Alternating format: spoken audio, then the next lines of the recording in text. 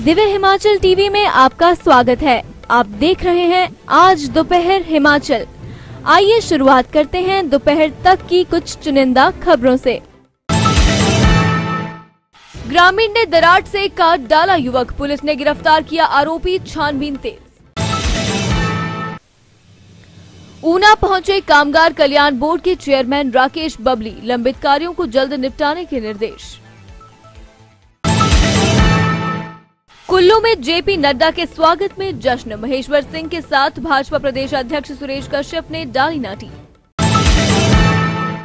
ऊना के गलुआ primary school को मिला स्मार्ट क्लासरूम, हाईटेक तरीके से पढ़ाई करेंगे नौनिहाल।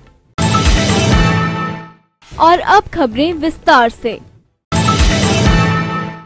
घुमारवीं थाना के अंतर्गत गुस्साए व्यक्ति ने तेज धार दरार से हमला कर युवक की हत्या कर दी। मृतक की पहचान अरविंद निवासी सियोथा के तौर पर हुई है। पुलिस ने मामले में संलिप्त आरोपी जगदीश चंद को गिरफ्तार कर लिया है। बताया जा रहा है कि जगदीश चंद व अरविंद उर्फ गिक्का का आपस में किसी बात को लेकर विवाद हो गया, जो कि देखते ही देखते झगड़े में तब्दील हो गया। बताया जा रहा है कि इस दौरान जगदीश चंद ने अरविंद पर तेज धार दरार से हमला कर दिया। इससे अरविंद की मौके पर ही मौत हो गई। वहीं गांव के लोगों ने पुलिस को सूचित किया। सूचना मिलने पर पुलिस भी मौके पर पहुंची और घटना स्थल का निरीक्षण किया। बताया जा रहा है कि आरोपी ने हत्या की वारदात को अंजाम देने के बाद साक्ष्य छिपाने के प्रयास किए हैं। आरोपी ने अपने कपड़े जला दिए हैं। पुलिस की ओर से इस मामले में अन्य धारा को भी जोड़ा जा सकता है। पुलिस मामले की जांच कर रही है। उधर एसपी एसआर राणा ने बताया कि पुलिस ने हत्या के मामले में संलिप्त आरोपी को गिरफ्तार कर लिया है। केवल अक्यूज्ड ही अकेला था या इसके साथ भी कोई और लोग थे? तो अगर कोई किसी और व्यक्तियों की भी इसमें सम्मिलियत पाई जाएगी तो उनको भी इस मामले पे जो है गिरफ्तार किया जाएगा। अपराधी ने अपराध करने के बाद साक्ष्यों को छुपाने का पूरा प्रयास किया। इसने जो अपने डाले हुए कपड़े थे, अभी जो थोड़ी सी इसके साथ कुछ इसको इंटेरोगेट किया गया है, ये कहता है कि मैंने वो सारे कपड़े जला दिए हैं क्योंकि उन पे सारे ब्लड स्टेन्स थे, वो खून से सने हुए थे। तो इसने ये जो साक्ष्यों को मिटाने के लिए एक और अपराध किया है, तो उस संबंध में भी हम इसके खिलाफ एक धारा 302 के साथ इसमें अवश्य ऐड करेंगे। और हमारा एक प्रयास रहेगा कि इस मामले पे एक सही इन्वेस्टिगेशन, क्वालिटी इन्वेस्टिगेशन हो, और क्वालिटी इन्वेस्टिगेशन होने के साथ साथ हम इसकी तफ्तीश को जल्द पूरा करने के पश्चात कोर्ट में जो है इसका चार्जशीट फाइल करेंगे, ताकि इसका जल्द से ट्रायल हो और जल्दी से जल्दी इस व्यक्ति को सजा मिले। ये हमारा एक प्रयास रहेगा और हम इस पे पूरी तरह से जो है इसमें काम करेंगे। हिमाचल कामगार कल्याण बोर्ड के चेयरमैन राकेश कुमार बबली शुक्रवार को ऊना दौरे पर रहे। इस दौरान राकेश बबली ने श्रम कार्यालय ऊना की व्यवस्था जांची और नवनियुक्त श्रम अधिकारी आर.के. शर्मा से मुलाकात की। उन्होंने जिला ऊना में लंबित पड़े कार्यों को जल्द निपटाने के निर्देश दिए। चेयरमैन राकेश कुमार बबली ने कहा कि कामगार कल्याण बोर्ड मजदूरों के लिए जनसंपर्क करके योजनाओं को उनके द्वार तक पहुंचा रहे हैं। प्रदेश सरकार ने मजदूरों के लिए 13 योजनाएं शुरू की हैं। उन्होंने कहा कि जब से बोर्ड बना है तब से असंगठित मजदूर को भी योजनाओं का लाभ मिला है। उन्होंने कहा कि पूरे हिमाचल में जागरूकता शिविर लगाकर मजदूरों को बोर्ड के साथ जोड़ने का काम किया है। उन्होंने कहा कि प्रदेश ही नहीं, देश में भी भाजपा की सरकार बेहतर कार्य कर रही है। कामगार कल्याण बोर्ड हिमाचल प्रदेश मजदूरों के लिए लगातार जनसंपर्क करके योजनाओं को उनके द्वार तक पहुंचाने का प्रयास कर रहे हैं। आज ऊना में भी हमारे जो लेबर ऑफिसर हैं आर.के. शर्मा जी आज यहाँ पर आए। एडिशनल प्रभार इनको ऊना का भी मिला है। तो इस जिले के अंदर भी जितने भी मजदूरों के लिए हमने कहा है कि योजनाओं को हमने बढ़ाया है, योजनाओं का पैसा बढ़ाया, लेकिन कुछ गांव और पिछड़े क्षेत्रों में, ग्रामीण क्षेत्रों में जो मजदूर छूट गए हैं उनका भी पंजीकरण हो, उनके बच्चों की शिक्षा की व्यवस्था हमने कहा है कि पहली क्लास से लेकर पीएचडी तक। और हिमाचल प्रदेश में हमने 13 योजनाएं शुरू की हैं मजदूरों के लिए। तो मुझे लगता है पूरे देश के अंदर कोई भी बोर्ड इतनी योजनाओं के साथ काम नहीं कर रहा है। जहाँ तक कार्यालय की बात है, जब से ये बोर्ड बना, माननीय प्रेम कुमार धूमल जी जब इस प्रदेश के मुख्यमंत्री थे तो 2009 में इस बोर्ड का गठन हुआ। जो असंगठित क्षेत्र के मजदूर हैं उनके लिए भी योजनाओं का लाभ मिलना चाहिए, इस दिशा में प्रयास हुआ। और केवल हमारे 12 कार्यालय थे, हमने पिछले 6 महीनों में 14 स्थानों पर और उप कार्यालय खोलकर कुल 26 कार्यालय इस प्रदेश में हो गए हैं। 40,000 के आसपास और मजदूरों को हमने पंजीकृत किया है। पूरे हिमाचल प्रदेश में हमने जागरूकता शिविर लगाकर मजदूरों को इस बोर्ड के साथ जोड़ने का प्रयास किया है। आने वाले समय में हमारा लक्ष्य है कि गरीब परिवार का बच्चा भी उच्च शिक्षा के लिए अगर विश्वविद्यालय जाता है तो हमने 1,20,000 रुपया साल का गरीब परिवार के उस बच्चे को पीएचडी की शिक्षा के लिए भी व्यवस्था की है। तो हमने शिक्षा का बजट लगभग 3 गुना बढ़ा दिया है। मुझे लगता है सारे कहीं भी इतना ज़्यादा बजट बच्चों की शिक्षा के लिए नहीं है। गरीब परिवार का बच्चा, उसकी शादी के लिए भी हमने अमाउंट को बढ़ाया है, 51,000 रुपया किया है।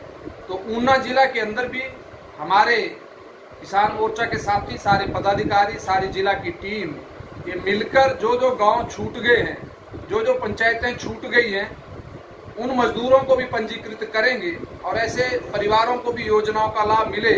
माननीय जयराम ठाकुर जी के नेतृत्व में लगातार हमने प्रयास किए, जो भी योजनाओं के लिए पैसा अधिक मिलना चाहिए, जो भी प्रस्ताव हमने सरकार के समक्ष भेजे वो सारे प्रस्ताव पारित हुए। इसके लिए मैं माननीय मुख्यमंत्री जी का धन्यवाद भी करता हूं।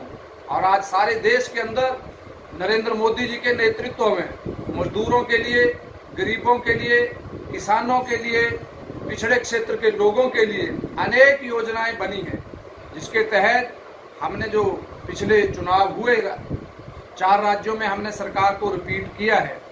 उत्तराखंड में भी हमने सरकार को रिपीट किया और आज उसी तर्ज पर मिशन 2022 हम उसमें हिमाचल प्रदेश में भी सरकार को रिपीट करेंगे। सारे कार्यकर्ता जोश और उत्साह के साथ लगे हैं और आज माननीय नड्डा जी लगातार हिमाचल का प्रवास कर रहे हैं। कार्यकर्ताओं के अंदर जोश और उत्साह का वातावरण है। हम इन योजनाओं को अपने कार्यकर्ताओं के माध्यम से गांव-गांव तक पहुंचाएंगे और सभी को इन योजनाओं का लाभ मिले, इस दिशा में प्रयास करेंगे। धन्यवाद। भाजपा के प्रदेश अध्यक्ष सुरेश कश्यप ने रथ मैदान कुल्लू में खूब डांस किया। कुल्लू में राष्ट्रीय अध्यक्ष जेपी नड्डा के आने से पहले कार्यकर्ता जमा हुए थे। मंच पर लोक गायक गोपाल शर्मा गाना प्रस्तुत कर रहे थे। तब नाटी में आगे आगे पूर्व सांसद महेश्वर सिंह और उनके पीछे प्रदेश अध्यक्ष कुलवी ताल पर थिरक रहे थे। यही नहीं, जिला कुल्लू के भाजपा कार्यकर्ताओं ने भी भाजपा के राष्ट्रीय अध्यक्ष जेपी नड्डा के आगमन पर नाटी डाली। लिहाजा जेपी नड्डा के कुल्लू दौरे को लेकर कार्यकर्ताओं में खूब जोश दिखा। आ रहे हैं और हमारे लिए सौभाग्य की बात है कि 1 महीने के अंतराल में उनका 4था हिमाचल का कार्यक्रम है और खुशी की बात है। मैं उनका आभार प्रकट करना चाहूँगा। यहाँ कुल्लू में हमारा मंडी संसदीय क्षेत्र है। कुल्लू जिला की पब्लिक जो है आप देख रहे हैं पूरे जोश उमंग के साथ उनके इस्तकबाल के लिए, उनके स्वागत के लिए यहाँ पर खड़ी है। और जिस प्रकार से माननीय राष्ट्राध्यक्ष जी जब भी हिमाचल प्रदेश में आए हैं, कार्यकर्ताओं को एक नया जोश, नई ऊर्जा और नई उमंग का संचार हो जाता है। आने वाले समय के लिए जो 2022 का जो लक्ष्य लेकर चले हैं, कार्यकर्ताओं का जिस प्रकार से जोश लगातार उसमें वृद्धि हो रही है, मैं समझता हूँ भारतीय जनता पार्टी अपने मिशन में कामयाब होगी। सरकारी स्कूलों में शिक्षा के स्तर को उन्नत करने के लिए एक तरफ जहां इंफ्रास्ट्रक्चर को मजबूत किया जा रहा है, वहीं दूसरी तरफ स्कूलों में शैक्षणिक ढांचे को भी सुदृढ़ करने की तरफ कदम बढ़ाए जा रहे हैं। शैक्षिक व्यवस्था को हाईटेक बनाने के उद्देश्य से आज के समय में स्मार्ट क्लास बोर्ड अहम भूमिका निभा रहे हैं। एक समय था जब निजी संस्थानों में इस तरह की सुविधाओं को जुटाकर अधिक से अधिक छात्रों की संख्या बढ़ाने पर बल दिया जाता था, लेकिन अब ये सुविधाएं सरकारी स्कूलों में भी उपलब्ध करवाई जा रही हैं। इसी कड़ी में शुक्रवार को जिला मुख्यालय के गलुआ स्थित प्राइमरी स्कूल में वित्त आयोग के अध्यक्ष सतपाल सिंह सत्ती ने स्मार्ट क्लासरूम का शुभारंभ किया।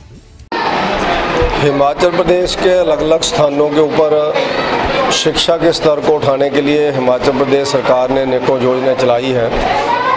उन योजनाओं के माध्यम से प्रदेश सरकार की कोशिश है कि सरकारी स्कूलों का रुतबा भी उतना आगे बढ़े जितना प्राइवेट स्कूलों का रुतबा लोगों की नज़रों में है। उसके लिए इंफ्रास्ट्रक्चर देना ज़रूरी है।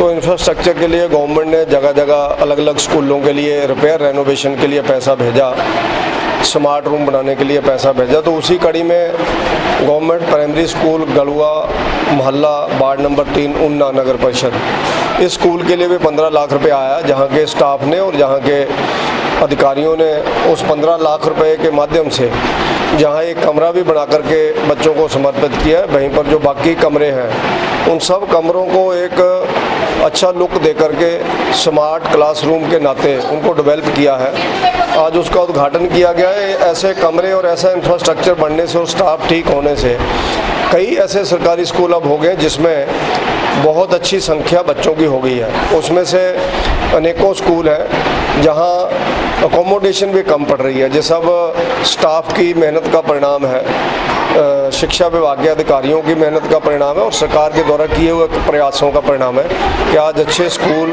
हमारे ऊना विधानसभा क्षेत्र में डेवलप हुए हैं। मैं इस जहाँ के स्टाफ को और जहाँ के अधिकारियों को बहुत बहुत बधाई देता हूँ, उनका बहुत बहुत धन्यवाद करता हूँ कि उन्होंने अच्छा स्कूल बना करके बच्चों को समर्पित किया। बहुत बहुत बधाई, बहुत बहुत धन्यवाद।